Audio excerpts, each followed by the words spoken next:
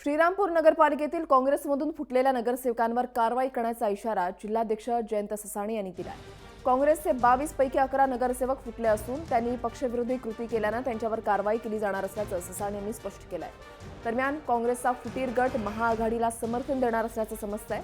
नगरपालिका निवडणुकीमध्ये जयंत ससाणेंच्या पत्नीचा पराभव हा ससाणेंना मोठा धक्का मानला जातोय आणि या ठिकाणी राष्ट्रवादी काँग्रेसच्या अनुराधा अधिक नगराध्यक्ष झाल्या।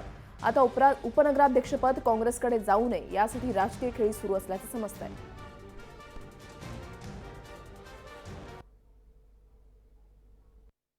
निर्माण केला आणि या गटामार्फत आम्हाला शहराचा विकास कसा करता येईल हा आम्ही विचार केला आणि भविष्य काळात जर नगराध्यक्षांना आमची गरज असतील तर त्यांनी आम्हाला येऊन भेटावं। मला फार समाधान वाटतं की श्रीरामपूरच्या विकासाच्या मुद्द्यावरती हे लोक अशा प्रकारचा गट करतायत आणि खरं आहे की आम्हाला जनतेनं ज्यावेळी नगराध्यक्षपदाकरता बहुमत दिलं, नगरसेवक त्या संख्येने आम्हाला मिळाले नाही। पक्षाचा जे आम्ही त्या ठिकाणी एक उद्या किंवा परवा 2-3 दिवसामध्ये काँग्रेस पक्षाची अधिकृत बैठक बोलवणार आहोत, त्या सगळ्यांना बोलवणार आहोत।